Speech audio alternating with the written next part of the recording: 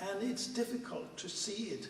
Most people don't understand an exponential function where something just changes a little bit, then more and more. But then it begins to change faster and faster. And suddenly you will be very surprised about the outcome. And I think that's one of the things that makes it difficult for people to see the situation today. During the Second World War, you had an enemy clearly defined. You don't have an enemy today. You just have some people you want to integrate in a society where they perhaps will find it difficult, given their low IQ. It's a friend you don't know yet. Yes. That's the situation. Yeah. Anyway, I was shocked by the actual figure you gave, that was about 72, that the intelligence level, the average intelligence level, because of these low IQ immigrants coming in, plus this other thing that you call the relaxed, what was it, relaxed attitude to who should, you know, be breathing for the future. We had this in the old days, attempts to make a healthier population, which we called eugenics, which is a bad word today. Hardly anybody can mention that, but that was a popular subject then, and philosophers, politicians, even in Denmark, like Mr. Steincke, the social democrat Steincke, were very worried about the health, both mental health and the physical health of the population, and that was to be included in the laws somehow. Yet, since 1850, this is what you say, there has been a relaxed attitude in Denmark, maybe in the whole Western society, about these measures. Is that a way to put it? And that also contributes to this fantastic drop of 21 IQ points over these years. Is that what you told us? The problem is, and that's a tragic aspect of democracy and any humane society, the more we are able to preserve the weak, the more will genes disposing people for illnesses of different kinds also prevail in the population. So the more humane a society is, the more it will be genetically weakened. And that's a sad aspect, because there's no easy solution to that problem. No. You can hear most idealistic and nice people would say we have to preserve people even if they have a very severe inherited disease. But that also means that in the next generation there will be more with that illness. And we are not able to handle that problem in a humanistic society.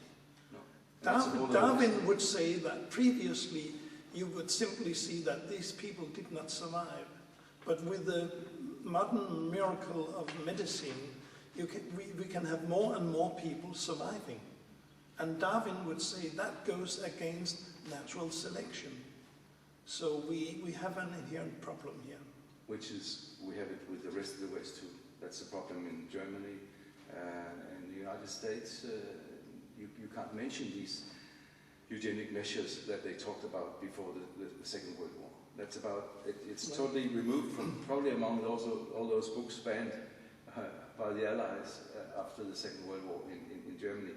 And maybe not exactly banned in Denmark, for instance, but you don't find them in the shelves of the public libraries, these books anymore. No, I think the last eugenics people disappeared around 1990, 1930. Mm-hmm. Before that, you could talk openly about the genetic quality of a people. But after the Second World War, it became impossible. Partly because Hitler was advocating the pure bloodlines and so on. And now people are confusing eugenics with Nazism. Exactly. Which is a sad state, because eugenics works whether you like it or not. Exactly. It's a natural law that works every day and on every person. Well, perhaps not a natural law, but it's a law that Darwin was very kind to explicate to us. And it seems to work, and it seems to work in a way that he predicted.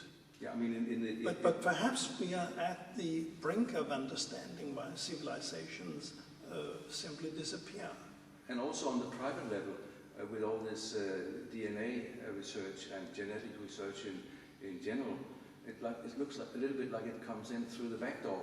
Like on a personal level, people are allowed today to be informed that the child that the wife has in her stomach is not that healthy. And she yes, today we have a lot of people who are practicing eugenics, but they condemn it when we talk about it. I see. When you have a fetus on its way, you would like to have a scan of the fetus to see if there's some severe defect. That's eugenics. When you look for a partner, you look for the best partner around. That's eugenics. So we are all eugenicists, but when you mention the word, well, that's just bad. That's bad language. Okay, that leads me to another question, which is everything connected with Hitler, with Nazism, with race, actually, because he also talked about race, has sort of been totally verboten since the Second World War. We know that. Mm-hmm. But it goes to the area of freedom of speech in general, which we see is sort of becoming a very rare commodity in all of Europe. There are things you cannot mention. It's Jews, you can't criticize them. It's things about race. You can't say anything bad about the immigrants. You could go to prison for 2 years if you don't phrase things correctly. I will probably go to prison. Yes. For presenting data, not as attitudes, but data. I don't think you will go to prison because actually what in Denmark they're so strange because the people who've gone wrong with this, they have humiliated in a little way somebody like saying that they should be, all these foreigners should be put on an island, stay with themselves, and because that's all they're good for. Something like that would be maybe stupid to say, and they've got a census for that. It would also be stupid to do.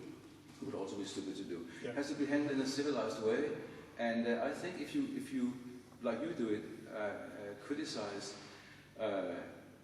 this evolution, this situation, which you're in a position to predict exactly what will happen. Perhaps not exactly. No, I mean, as probably. much as you can. Probably, as you said, probably even your science, like these psychological measurements, are even better at financial predictions than any economist would be. You said that yesterday, which was interesting, because they're not known to be very accurate. So if you could just do a little bit better than them when they advise you on investments or which way is the economy going, or I mean, they're not as good as the meteorologist by any means. So it's like these things cannot be mentioned, which is a fantastic thing in a civilized society. People have been fired for that, and we have to do something about that. I mean, a person like you should not be fired for saying some truths. Yet you were not fired, but you were sort of being pressured out of your job. Suspended, that's the word. Yeah, and another person in England got actually fired the same way. Oh yes. You remember him? What was that? Was that Chris Brand? That was Frank Ellis in the Leeds University. Mm-hmm. He just said something about the differences in racial intelligences and out he went. Oh yes, the president of Harvard, Larry Summers, was actually fired, or he resigned before his second vote of non-confidence. He said that there might not be an average sex difference in innate abilities, but the male dispersion is broader, which means that there will be more very dumb men and more very intelligent men. After 1 year and 7 excuses and donations of $50 million for recruiting people to physics and chemistry, he had to go. My God. But you see, the pressure comes from many places. Quite recently, the European nations gathered to produce a statement saying that gender is a social construct. My God, gender is So I think it was 39 states who stated that. Now the states are beginning to define what science should define. And the worst thing is that if you go against them, you can sort of be accused of hate speech, or I don't know. It's a sick development. sick. It's worse In than the Soviets. 1954, a UNESCO declaration actually put a ban on biological research on human differences. It's like lobby groups. It's like the homosexuals who lobby to get homosexuality out of the WHO catalogue, as I remember. But There are things you are not allowed to talk about. Exactly. And that means that this is a kind of censure that actually amounts to what happens in the Soviet Union. And also in Nazi Germany. If you said something they didn't like, you got your head cut off. And that is beginning to show the same pattern in the modern societies. But if we should end off on a positive note, I would like to mention the persons who have actually stood up, like you're doing. You're not retracting anything. There was a beautiful woman. We need beautiful women for many things. An intelligent woman too. You remember Eva Hermann from Germany? Mm-hmm. Yeah. She was very popular news. She was a hostess for several programs, I think, over 18 years. So she was very accepted. Then suddenly I don't know how that happened, she suddenly said something about Hitler's family values, which she found good, and she thought that should be furthered. And out she was. Mm-hmm. She stood up, she sued, I think the television company or whoever else she had to sue, and she won. And now she's made a career. She's a famous author, but and she's good at it, like the Eva principle. Mm-hmm. How good can you get? That's good. She's beautiful, and she's a success then. So it can be done. You have these groveling, stars, film stars like Mel Gibson, and there was another one, Marlon Brando, and they just retract and excuse and so on. It doesn't help them any. No. They are out anyway. So I think that would be a message to the people, at least one thing that could help. Look, you don't have to retract, you can speak the truth. And the truth will come out in the end anyway, because it goes with the science, it goes with, the development, the natural rise of society that should be there, and the person's, ambitions. Yeah. So it will come out. But when you're talking about eugenics or the inheritance of intelligence, you should actually be prepared to lose your position, to lose the respect of your colleagues. You will be called an evil person, a morally deprived person. So you should be willing to pay the price for that. Yes, exactly. I know even Eva Hermann, of course, had to be willing to pay a price to stand by her principles. Yeah.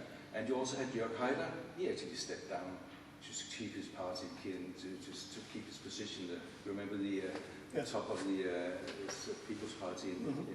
And of course the pressure is enormous.